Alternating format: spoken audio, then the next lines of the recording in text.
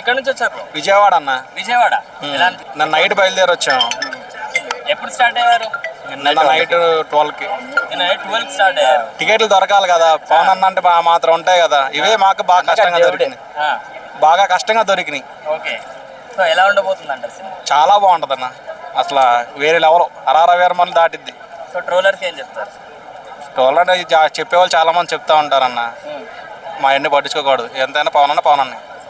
ఈ చదువుతూ వదిలేట్టు నా ట్రోలింగ్ గురించి చెప్పేవాళ్ళు ఎన్నైనా చెప్తారన్న కావాలని. ఎందుకంటే ఇప్పుడు ఆయన డిప్యూటీ సీఎం కాబట్టి ఇంకా కావాలని చెప్తారు, అంతమించి ఏం పేగలేరు ఆయన.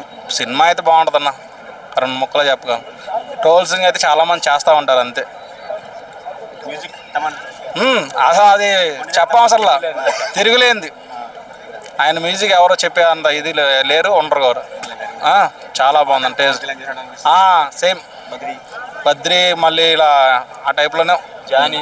మా ఇద్దరం అన్న నైట్ జర్నీ చేసుకొని మరి వచ్చామన్న. నైట్ బండి మీద వచ్చాం. అయ్యో కేసు నంబర్ కదా, తీసేయరా. విజయవాడ నుంచి బండి మీద వర్షాలు అట్టాగే. దేవుడు స్వామి. విజయవాడ నుంచి మీరేం చెప్తారు పవర్ స్టార్? దేవుడి గురించి చెప్పేదే ఉందన్న, ఒక ముక్కలో చెప్పాలని దేవుడి గురించి ఎంత చెప్పినా తక్కువే అంతే. సో సినిమా ఎలా ఉండబోతుంది? విజయవాడలో మా రామలింగేష్ నగర్లో కలం వెబ్సీ అంటే మీరు యూట్యూబ్లో కొట్టినా వచ్చింది. అంత ప్రేమ అన్న పవన్ అన్న అంటే అందరికి. ఆయన గెస్ట్ హౌస్ మా రోడ్డు పక్కనే విజయవాడలో పడమట్లో ఉంటారు ఆయన గెస్ట్ హౌస్. ఆయన ఆపడన్న, పార్టీ సినిమాలు అభిమానులు. హ్యాపీ అవార్డ్ అయితే ఓజీ మూవీ హ్యాపీ అవార్డ్ కదన్న, పార్టీలోకి వెళ్ళిన తర్వాత. ఎలా ఉండబోతుంది అంటారు cinema? All time industry hit అన్న. ఓజీ ట్రైలర్ రాకముందు నుంచి హైప్తో ఎక్కి మొత్తం చచ్చిపోతున్నాం. తమన్ మాత్రం మ్యూజిక్ బీజియంతో సంపిస్తున్నాడు.